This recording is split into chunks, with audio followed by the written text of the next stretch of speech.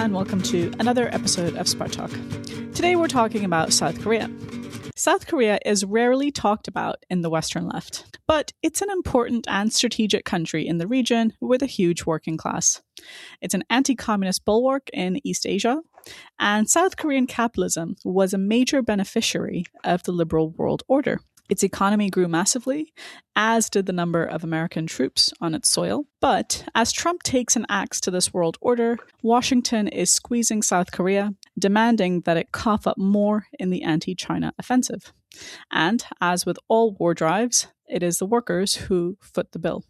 So as the world becomes more unstable, South Korea shows just how exacting the cost of the US alliance can and will be. So to discuss these themes, I'm joined by John Masters, one of the authors of our propaganda on South Korea. Hi, Comrade. Hi, Mansa. Good to talk to you. Thank you for making the time. Thank you. So as I mentioned at the outset, we rarely hear about South Korea in the Western left, and I know next to nothing about the country myself. So I want to start by asking you to give us a bit of an overview. Why is it important to understand this country? And a little bit of, you sort of briefly summed that up, I think, fairly well in your intro. I think you can say there are two reasons why South Korea is very strategic for Marxists. First of all, it's a major frontline client state for U.S. imperialism, today mainly against China. And second, and I think this is not well known in the left internationally, it has one of the largest and most concentrated industrial proletariats in the entire world with a history of militant struggle. And if you take these two factors together, these can give potentially anti-imperialist and proletarian struggle there a potentially very, very explosive character. And that's kind of the background for why the ICL sought to expand our work toward this country in the last period, including where we can intervening into social struggle among the left there. Our aim is to clarify a road forward for the working class under the American imperialist boot, particularly in the age of Trump. So as you mentioned, we've put out a number of pieces of propaganda in Korean in the last period. We've sent several teams of comrades to Seoul in the past 15 or so months to intersect large protests. And we produced about 3 months ago the first issue of Korean Language Spartacist. And we've, in addition, had discussions and debates with various left groups and individuals, which perhaps we can talk about a little bit later. Mm-hmm. Yeah. Thanks for laying out why South Korea is quite important. I had no idea about just how concentrated the proletariat is in the country, and I look forward to hearing more about it. One thing you mentioned, which I want to pick up on, is that there was a bit of instability in Korea in the last couple of years. Yeah. There was an attempt at a coup. So could you give us a context for what's actually been happening in the country? Okay. So as you said, yes, there was an attempted coup, a declaration of martial law, to be precise, by the right-wing president Yoon Suk-yeol last December. That's December 2024, roughly 14 months ago. He used as an excuse that the opposition Democratic Party, which is the more liberal of the two bourgeois parties in the South Korean context, a claim that they were somehow acting as agents of China and North Korea and trying to overthrow the country, which was absurd. But this was his justification for declaring martial law. Now, the actual martial law was stopped within hours. There were mass protests overnight outside the National Assembly building, which the president had tried to shut down. And he had to retreat by early in the morning. However, it opened up a period of 4 to 5 months of massive protests demanding his dismissal from government or impeachment, his overthrow, and then response to that, very large demos defending Yoon Suk-yeol by right-wing forces. In the upshot, Yoon was impeached, and a new president was elected last June from the more liberal of the two bourgeois parties, the Democratic Party. The new president's name is Lee Jae-myung. And Lee Jae-myung left was supported by big parts of the South Korean left, as well as top leaders of the trade union federations, notably the more left wing of the two. It's called the KCTU, which stands for Korean Confederation of Trade Unions. But as we wrote in one of our leaflets distributed to a number of these massive protests in Seoul during the period of immediately following the martial law, the victory of the Democratic Party is no victory for the working class. Under the cover of progressive rhetoric, people like Lee Jae-myung, the new president, would continue to serve the interests of U.S. imperialism as well as the domestic South Korean capitalist class. And indeed, that's exactly what's been happening since Lee Jae-myung was elected last June. Mm-hmm. All right. There's a lot in what you said, but I want to pick up on, I guess, the main question, as I laid out also in my introduction a little bit, like South Korea seems to be a country that's going to be squeezed by the whole conflict between the US and China. Yeah. So I want to get into that a little bit. First by asking, give us a bit of, I guess, overview of the US-China and US-China rivalry and how it plays out within South Korean politics, well, I guess. I could do that today and also maybe have to go back a little bit historically. Yeah. So maybe just to start briefly with today, and I could come back to it. South Korea, literally China's its next door neighbor, or I guess North Korea's in between, but it's right there. Right. It's long been South Korea's main trade partner. Meanwhile, South Korea is in a tight military and economic alliance with U.S. imperialism, which Trump is insisting be heightened even more. So various South Korean regimes over the years have tried to play what you might call a balancing act. When you've got the more right-wing party in power, the party currently called the People Power Party, led by the ousted president, they usually demonize China more, distance themselves from China more, try to increase trade with the U.S. And when you got the Democratic Party in power, they tried to balance between these two things while always ultimately coming down on the side of U.S. imperialism. And you can see that today with, just to give an example, simultaneously the new regime of the Democratic Party has been being utterly obsequious to Trump, sending delegations to kiss the ring at Mar-a-Lago, signing supposed trade deals that are actually demands for massive extortion by the U.S. And on the military side, continuing with these every year war games, massive military so-called exercises jointly between U.S. and South Korean forces, sometimes pulling in Japan, that are a direct threat to North Korea and China. And part of the latest quote-unquote negotiations, if you could call it that, between the U.S. and South Korea, is South Korea has agreed to pay even more billions of dollars to help pay for the privilege of having U.S. bases within the country. There are currently U.S. bases dotted all over. There's about 30,000 troops there, and indeed there's been a continuous presence of tens of thousands of American troops in the country since the beginning of the Korean War in 1950. So that's sort of today. If you like, I can go into the history a bit, or I don't know if you have questions in that part. A little bit, yeah. Okay. I mean, I think it helps because I'm just thinking about the region right now. Like you're right; it's right up there, right next to China. Yeah. Then you've got Japan, you've got North Korea. Like I can see how this is such a provocation in one sense. American troops right next door. Yeah.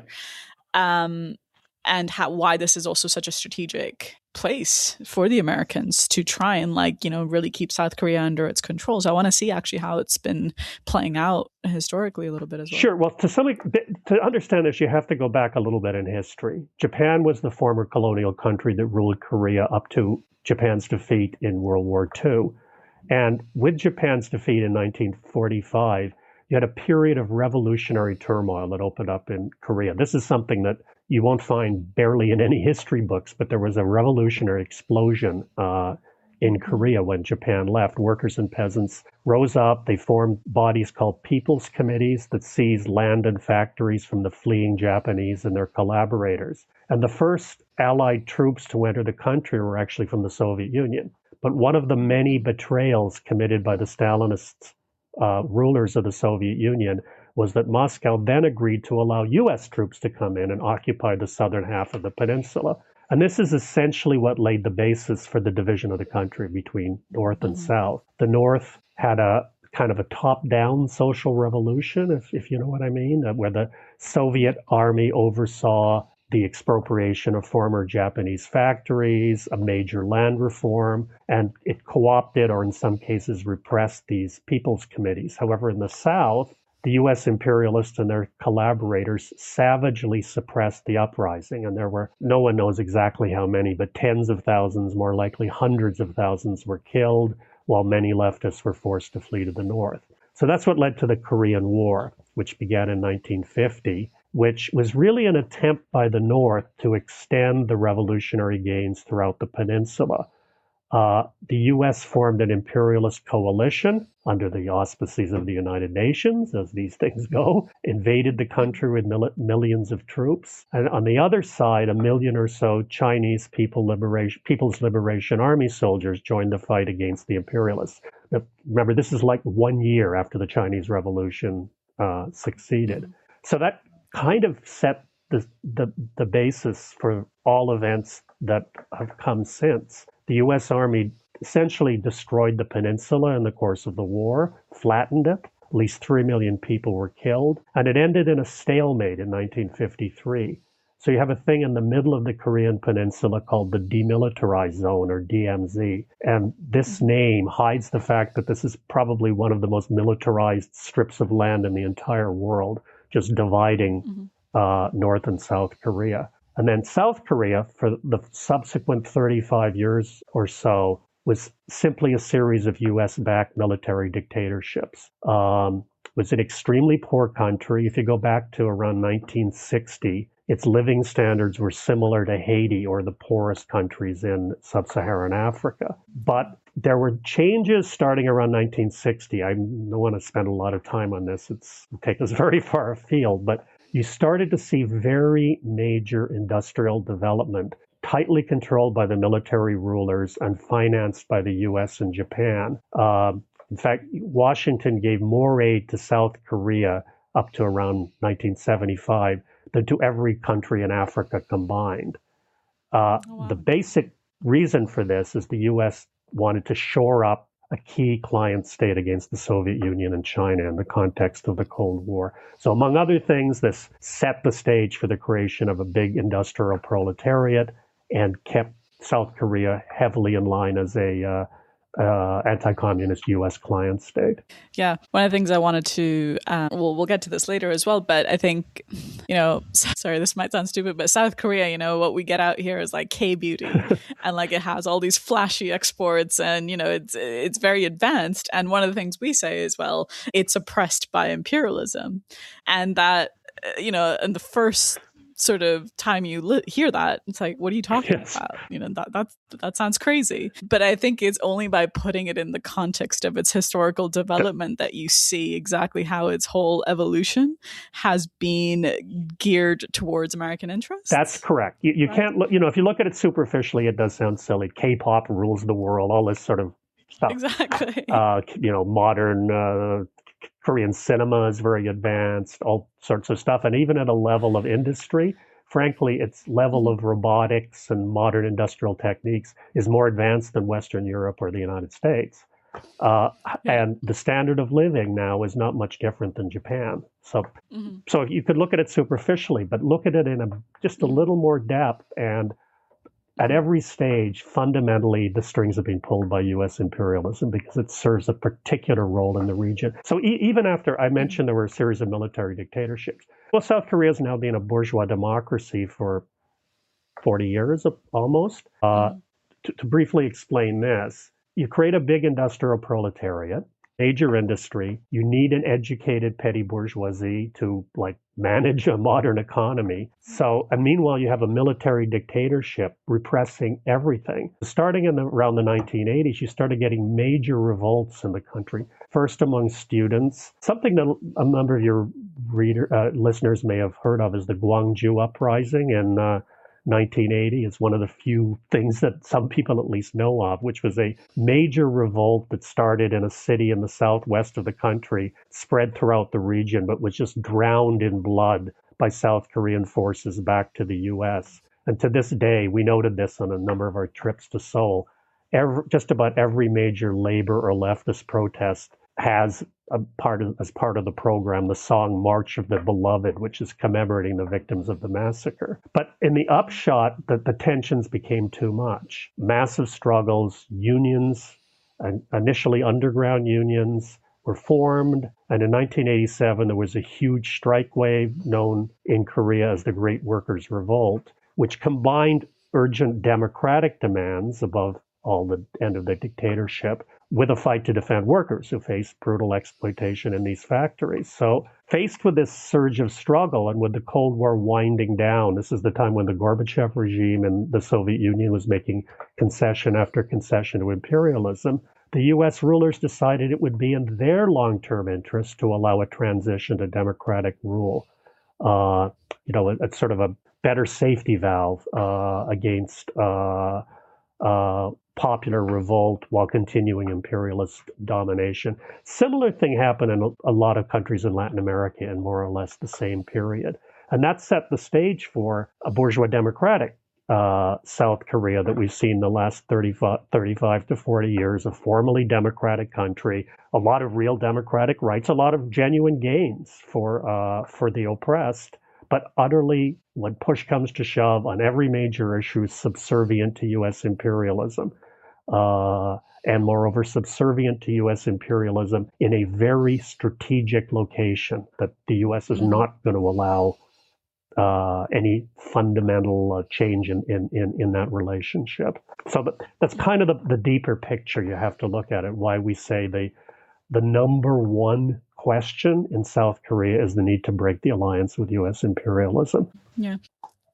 How is that received? You mentioned we've gone to a number of protests. We've done some trips there in the recent period. How is that task, that call, that demand, whatever you want to call it, how is that received? Like, I guess I'm trying to now transition to, we've set the stage for understanding the country, a little bit about how it's squeezed. I want to talk about the actual people, the working class. Like, what are the actual attitudes towards China, towards the US? How is what we're saying? What kind of reactions have you had? Well, it varies a lot.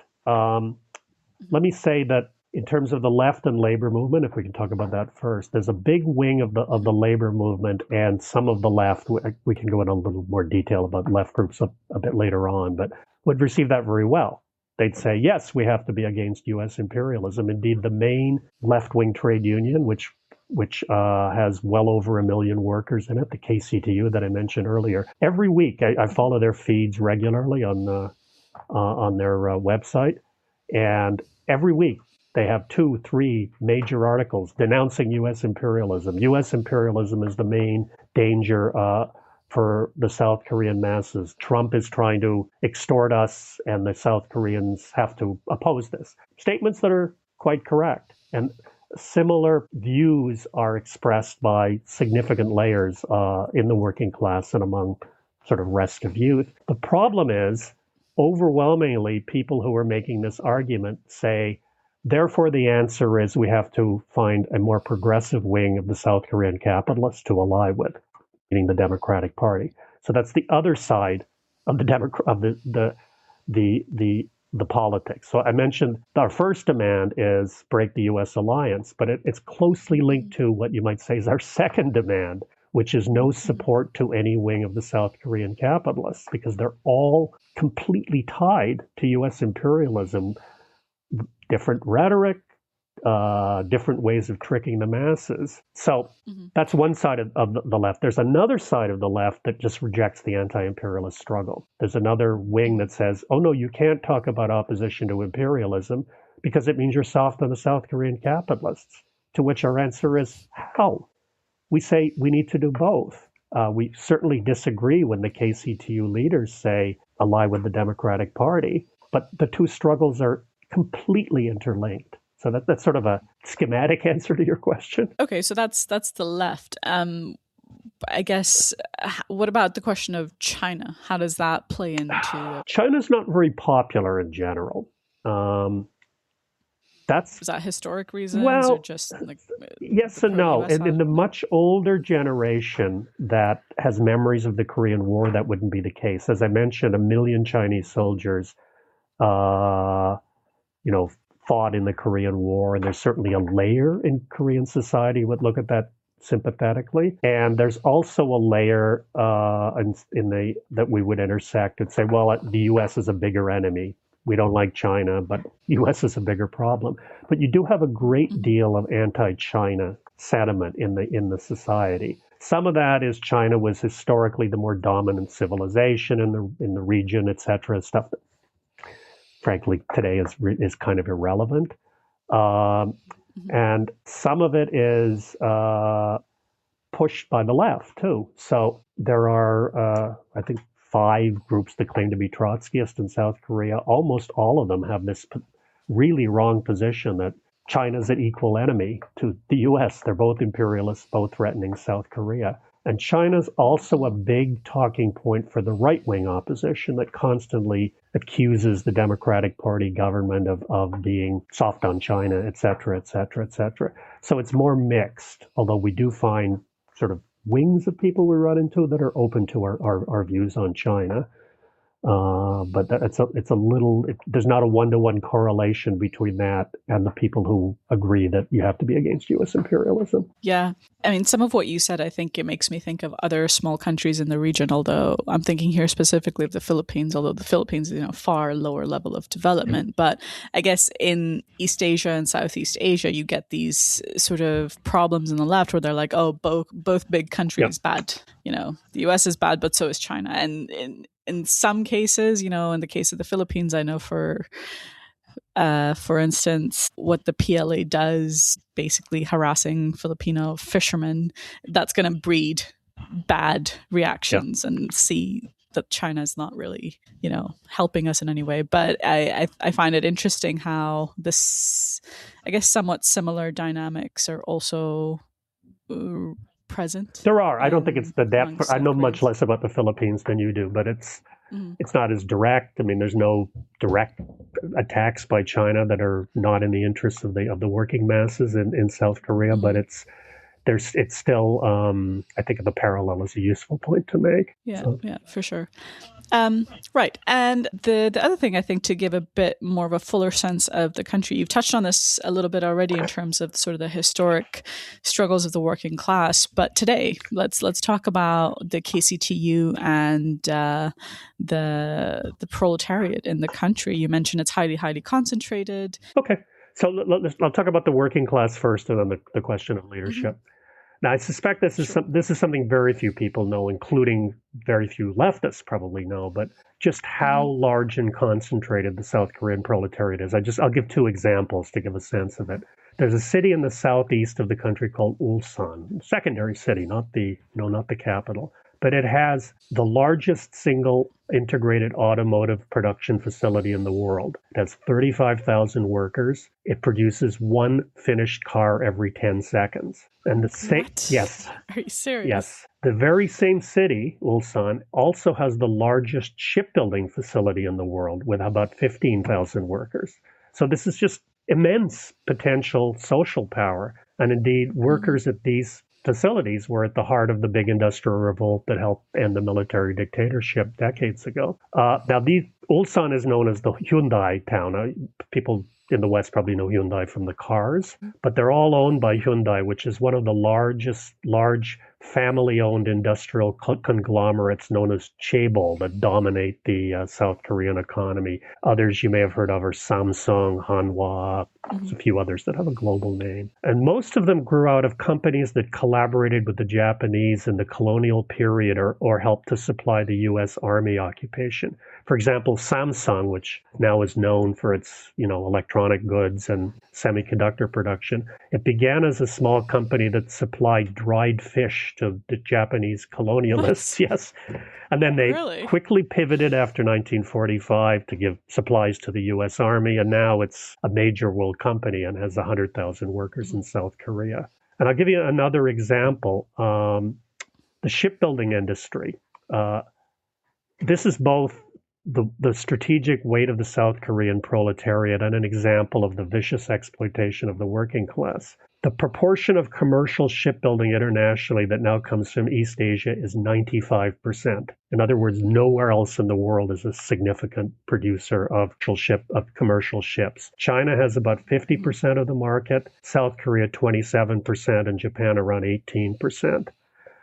I found a figure that highlights the industrial decline of the U.S. The U.S. is 15th in the world. It has 0.1% of world commercial shipbuilding production, 1/10 compared to what you get from China, South Korea, and Japan. Now, as part of his drive to revive American hegemony by imposing tariffs all over the place, Trump has announced a program called MASCA, which is Make American Shipbuilding Great Again. So we have this, it's like a mafia-like demand that South Korea invest. I think the agreed on figure was $350 billion in the U.S. in exchange for a reduction of U.S. tariffs from 25 to 15%.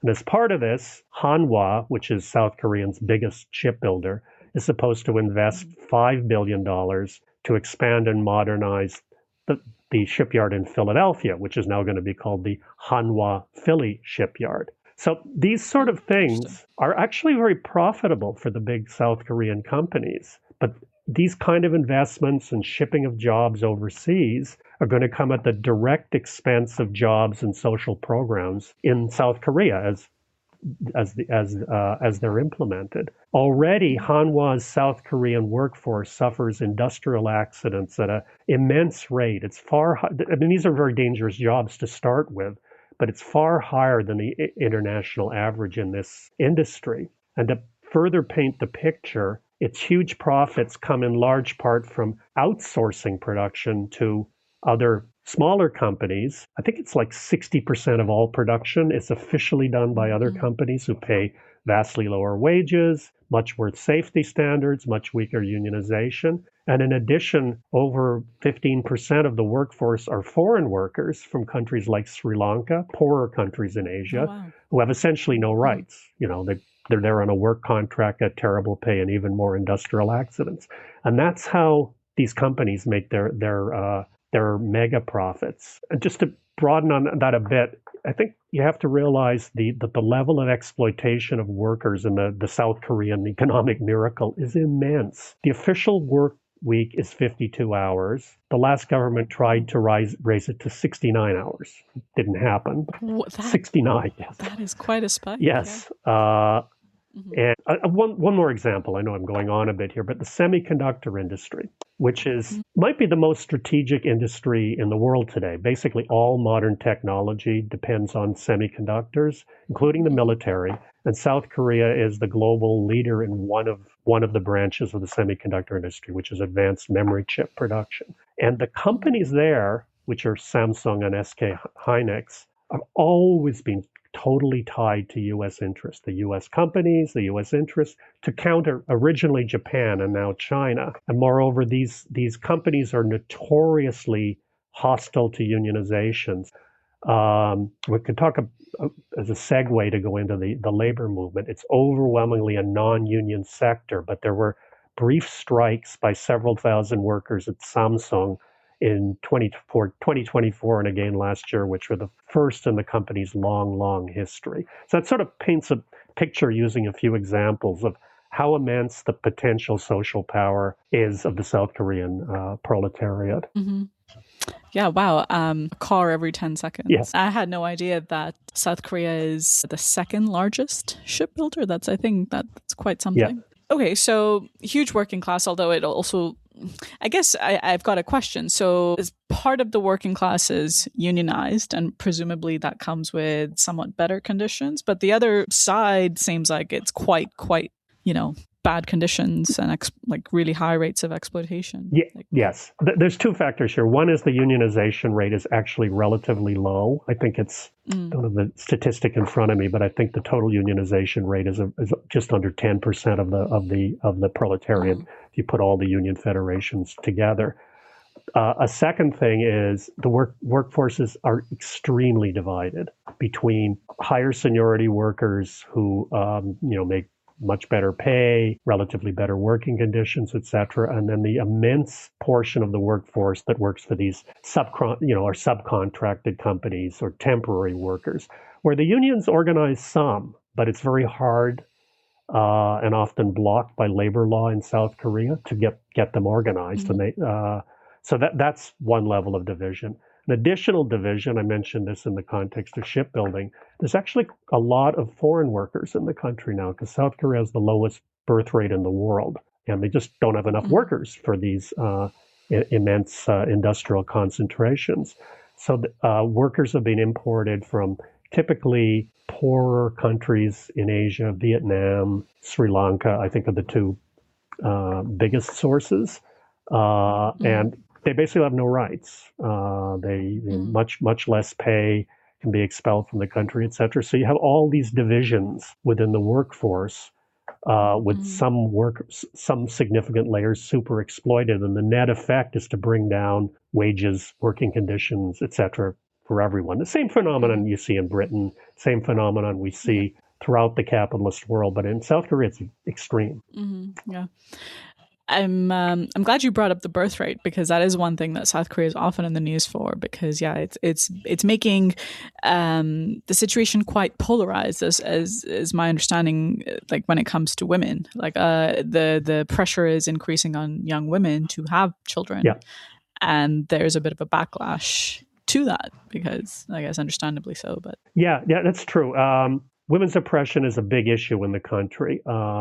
And as you said, women are scapegoated for this very low birth rate. Another thing they get scapegoated for, South Korea still has conscription for men, not for women. Oh, really? I think it's compulsory for about 18 months. So you get all this furor that, these men are disadvantaged, men are oppressed because they have to be out of school or out of the workforce for 18 months to serve in the military while women can get ahead. And it's all obviously we oppose conscription. That's not the issue here, but it's all part of a right-wing backlash against the partial but real gains that women have been able to make in South Korea since the end of the military dictatorships.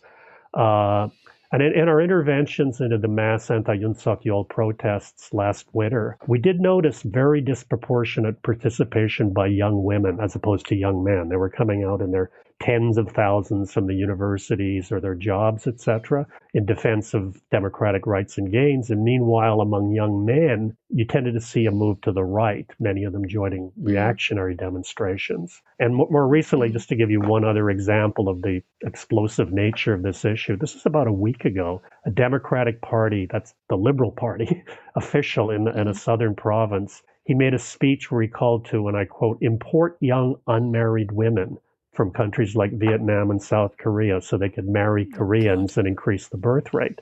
Now, this was, you're not supposed to say that, even if there's a lot of these reactionary politicians think it, and it was so outrageous that it led to diplomatic protests in Vietnam, and the Democratic Party had to expel him. But these are kind of examples of the level of women's oppression and how that together with the question of defense of immigrant workers are two of the very kind of explosive questions of special oppression that need to be addressed in South Korea. Yeah, I mean, so far I've just learned so much, but the more you explain things, the more you see just how squeezed things are in the country, the pressures. Okay, so you mentioned right at the outset that there's been elections and a new president, right? President Yi, right, of the Democratic Party. So I guess let's talk about what's been happening in the country. What are the political questions? What's going on? Well, okay. First of all, basically South Korea's had a two-party system since the end of the military dictatorships. There's a few smaller ones, but fundamentally, it's a two-party system, kind of reminiscent of, say, the United States. You have the Democratic Party, which postures more progressive, and the Republican Party, which is openly reactionary. The more right-wing party is called the People Power Party, and they tend to alternate in power. Right now, the Lee Jae-myung government, the Democratic Party government, which was elected in June, is still in kind of what I would call an honeymoon period. It hasn't done enough overt betrayals to produce massive, sort of opposition in the streets, etc. And it seems relatively stable after the chaos and repression of the Yoon Suk-yeol administration that was extremely right-wing. However, this will not last forever. The big reason why is Trump and all the attacks that we've already addressed.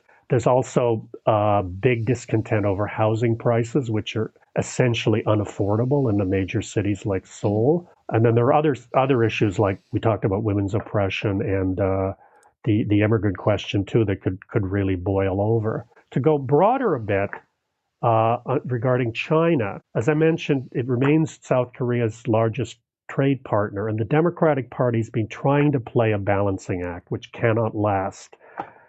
They've sent trade missions and other delegations to Beijing, while one of them was simultaneous to one of these trips to Washington, where they kissed the ring of Donald Trump and accepting the extortionate trade deals and all the military deals, etc. But when push comes to shove, it's absolutely clear, what side the Democratic Party government's going to be on. But for now, partly because Trump's immediate attentions have been focused more on Latin America and to some extent Western Europe, where stuff in East Asia is a little bit less on the boil because the U.S. knows it can't immediately confront China.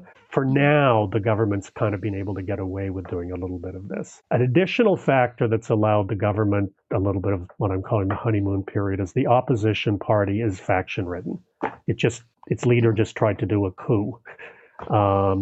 They have to figure out what stance to take to this coup. There's a big part of them said the coup was justified. Some of them saying that's not very popular. So it's been trying to revive its fortunes, including through mass rallies denouncing the Democratic Party for supposedly being soft on China. One of them I read about in this kind of right-wing stronghold in the south of the country. There were people holding up pictures of the former president, Yoon Suk-yeol, and pictures of Charlie Kirk, which will give you a sense of the gestalt among the far right in South Korea. Mm-hmm. So to sum up, look, most of the world is moving to the right, as we've known and said repeatedly, including Japan, right next door, has just elected an extremely right-wing president. Right now, I think it'd be false to say there's a big surge to the right in South Korea, partly just because of the particulars of recent developments with the attempted coup by a right-wing government. So that puts it a little bit out of step with some developments around the world. But the fact is there's no serious left alternative to the Democratic Party. So it's the right that's once it gets its act together, that remains poised to gain when discontent, does grow. And I maybe to just broaden on that point a little bit, South Korea can appear to be a very stable bourgeois democracy for the last 35 years or so. For those who follow the country, it keeps having elections, et cetera, et cetera. But the stability is very superficial. Almost every president in the last few decades, whether from the right or the left, has ended up being impeached, jailed, or left office in disgrace. I think one died in office. That was the exception. And while worker struggles are currently at a low ebb, the country, as I've sort of tried to emphasize, as an extremely powerful industrial working class that's kind of a sleeping giant in the international class struggle. And as the shocks imposed by Trump continue to hit the world, when it hits that region more fully, could very well be, impelled into serious struggle. That's a little snapshot of what it looks like right now. Yeah, for sure. Okay, so the thing I want to pick up on is what you mentioned, that there's no left-wing alternative to this, basically two-party system. And we touched on this already a little bit earlier on, which is when the elections happened last year, the left basically called to vote for the Democratic Party. Is that correct? Some of them openly, others tacitly. There was a small wing that didn't, that we felt was more serious elements. But the key element that did, first, in describing the left, you have to start with the KCTU, which broadly defined, you want to call part of the left in South Korea. It's got a left nationalist leadership. It started as underground unions. And it's really the only serious left-wing force that actually has some influence in the country. During the mass struggles against the coup, the KCTU was very involved, like right from the start. The night, overnight struggle to reopen the National Assembly, the KCTU was at the center of it and providing security for a lot of the later demos. And they picked up a lot of authority, including among non-union members, for their activism around that. The problem was politically, they worked to channel these mass protests into the arms of the Democratic Party. And when it came to the election that was held last June, the top leadership openly called to vote Democratic Party, to vote for this other bourgeois party. Now, to give a sense of some of the tensions, the top leadership couldn't get this through the Union's Central Committee. They voted it down. There were a dissonant enough wing for various reasons that they couldn't officially call for a vote to Lee Jae-myung. The opposition didn't really put an alternative, so it tacitly became their position. And then on the left, you had a number of smaller groups, and some not so small groups. For example, Cliffites, the equivalent of the British SWP in South Korea, were probably the largest of the self-professed Trotskyist groups, openly called to vote for Lee Jae-myung. So yeah, that is the fundamental problem in the country. The left, in its significant majority, supports the liberal wing of the bourgeoisie. Is it like what we're seeing in a number of countries where the right is sort of marching onwards is the pressure of what Trotskyists, or what in the left we call the Popular Front. Yeah. It's to fight the right, yes. You have to unite and build the biggest alliance. Is that what we're yes, seeing? I mean, the language of the Popular Front isn't what's used on the ground in South Korea, but that's exactly what's going on. Fight the right. Therefore, we have to ally with the liberal wing of the bourgeoisie. And they don't just mean ally briefly in the streets to stop a coup, which is completely legitimate to restore democratic rights, but an ongoing alliance, including on the electoral terrain. And that is the fundamental problem. I guess this brings a question to us. Yeah. You've laid out the problem. Okay. Well, one, you've laid out the potential yes. of the South Korean proletariat, and especially like the potential for instability and huge explosions in that country. Yep. Then there's the proletariat. But I guess the problem is there's no left-wing alternatives. So I want to bring it to us. Okay. How would you answer? Like, what do we do? How do we build this alternative, or what should the left do? Okay, well, we've written up we've intervened with a number of leaflets, etc., sought to have discussions with groups. Let me say in advance, we don't know the country super well, and there's some things that it's very hard for us from afar to lay out a detailed prescription. So somewhat what I'm going to lay out of what we've been arguing may be a little bit general, but there's three basic points we've been arguing. So maybe before going through that, let me describe the left a little bit, may help, besides the KCTU.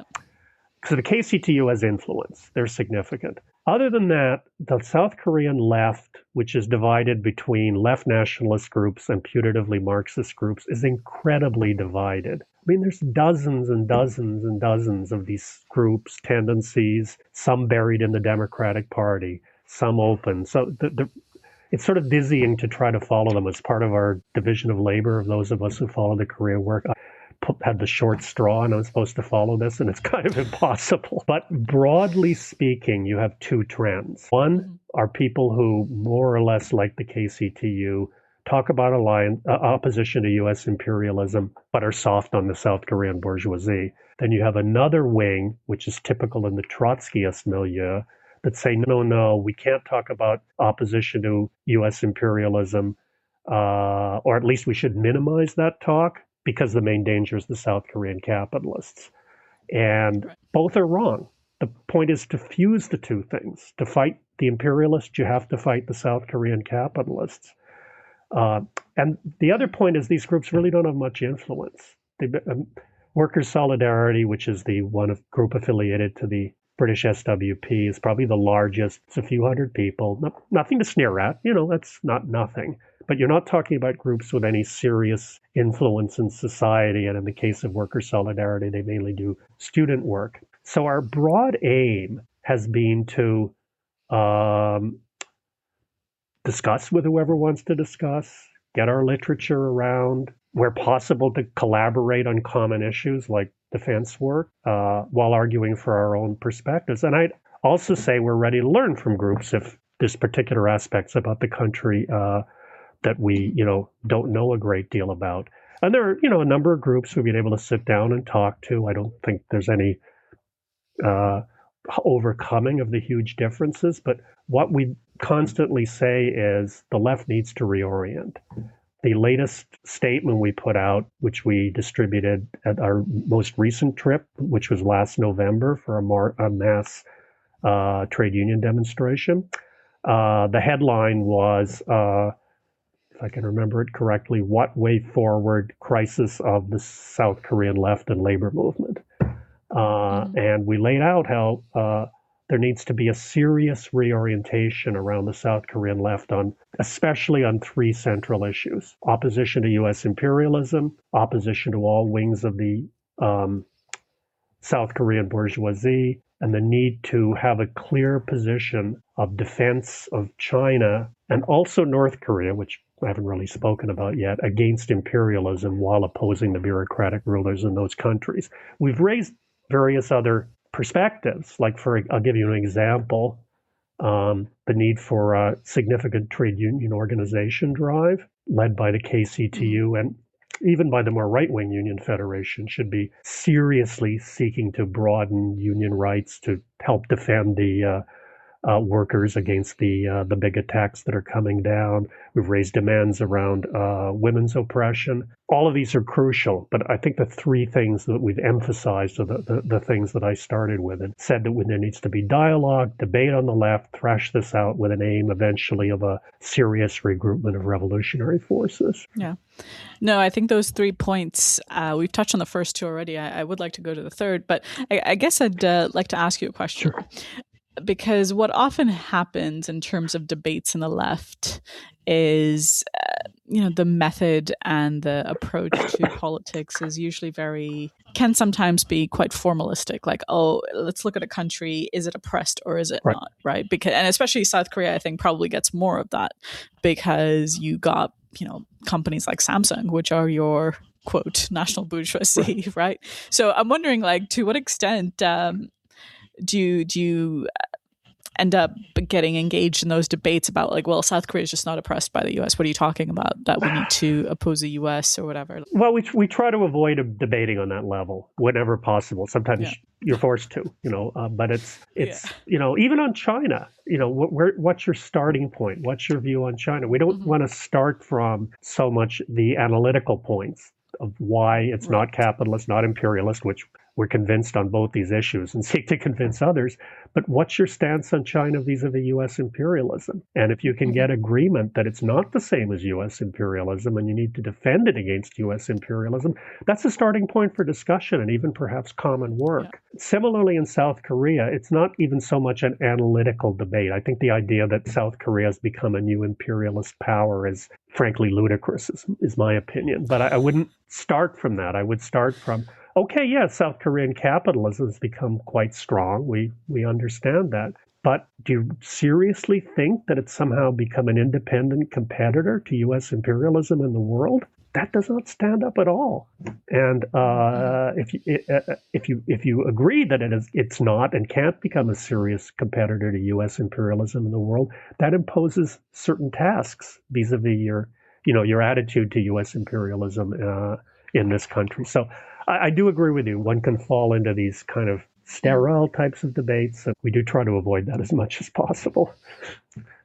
Yeah, exactly. And I think that I appreciate the way you laid that out. Like, not because we don't want, like, it's just a wrong terrain to get engaged in those debates about, because that you can go in circles and circles and circles forever. But I guess it's the starting point is like, what are you fighting for? Yeah. Right. Yes. Yeah. Okay, look, the third thing the point that I wanted to pick up on is we've talked about South Korea, and I don't think a conversation about South Korea is complete without North Korea. Right. So what would you say about that? Two things. First of all, in the brief historical thing I said earlier, I explained the origins and why there's a split in the country. Yeah. North Korea has remained a bureaucratically deformed worker state. For people who say, but it's a really weird society where it seems to have a almost king-like descent within a particular family, that's absolutely true. It's the regime, even by Stalinist standards, is really quite bizarre and very repressive, with almost godlike character the way they present this. However, the fundamental point is North Korea remains a bureaucratically deformed worker state, and it's necessary for the same reasons that we would defend China against U.S. imperialism. It's necessary to defend North Korea against threats by U.S. imperialism or even by the South Korean capitalist class. It's up to the working people of North Korea to oppose and get rid of this corrupt bureaucratic regime from the left while maintaining some of the gains that still exist from the anti-capitalist social revolution that created the country and created a workers' democracy. But in South Korea, believe me, this is a very touchy issue. I mean, there's a lot of I haven't talked about this much, but there is, even in the period of bourgeois democracy, has been a fair bit of repression against leftists who touch the North Korean issue. Strictly speaking, still in South Korean law, anyone who calls to defend North Korea, that's totally illegal.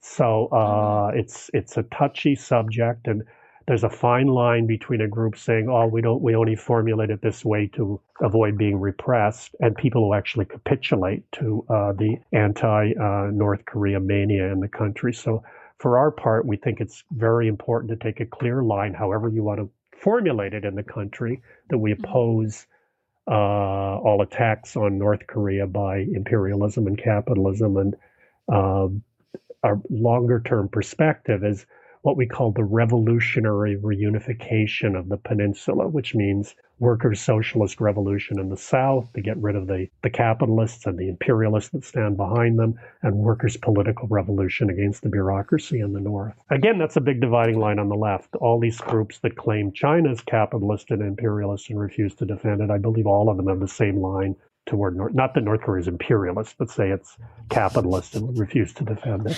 So, it's probably also difficult to say that it's capitalist. I mean, it's a very bizarre regime. It's really kind of the most extreme example of a bureaucratized, Stalinist-run worker state in the world today. And it's analytically absurd, I think, to claim it's capitalist, although that's not the main terrain we attack this on. Right. Okay. I've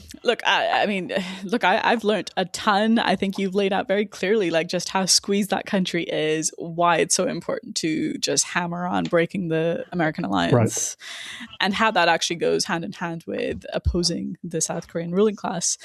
Is there anything that we haven't touched on that you wanted to pick up again? I don't think so. I think we've largely gone through all the key issues. I guess all I'd say is I just hope this discussion will give listeners who really don't know a lot about the country, which I don't expect them necessarily to know about it, to understand why it's potentially so important, like the issues posed, the state of the left and labor movement, and how I think the odds of some kind of social explosion in the next period, we don't know when, in South Korea are fairly large as the U.S. gears up its drive against China. And it's important to prepare for that, be ready for that, and from our point of view, seriously discuss with whatever South Korean leftists, individuals and groups are interested in order to achieve clarity on the way forward. Yeah, no, absolutely. I think along with K-pop and K-beauty, we need to make K-politics more popular in the West. And I've very, very interesting political dynamics, and absolutely strategic. So I appreciate you taking the time to help us understand this country. And do you guys do social media? Yes. Well, first of all, there's a lot of articles in the Korean section of the ICL website, both on Korea, and there's a lot of translations on China. More recently, we put up things on Venezuela, Iran, Cuba. There's a lot there for any, Korean speakers and readers who may be listening to the podcast. In terms of social media, there's an X account, which is at Spartacist HNG. HNG is Hanguk is the country, or Hangul is the writing system. So that's what the initials stand for. Yeah. I don't want to put you on the spot, but I know that you've been studying Korean for a while. Do you speak Not very well. It's a very, very hard language. You did put me on the spot there. I can read it sort of, but it's so distant from English. It's pretty hard for a West, especially one who's older like me, to pick it up from scratch. But I know some. We have some capacity in the language. Cool. All right. Well, John, I appreciate you taking your time very much. Thank you. Well, thank you. I hope this was useful for your listeners. Yeah, absolutely. Okay, cool. Well, we'll see you next time. Okay. Thanks, Mansa. Bye. Well, I ain't got no smoke, at least not with you.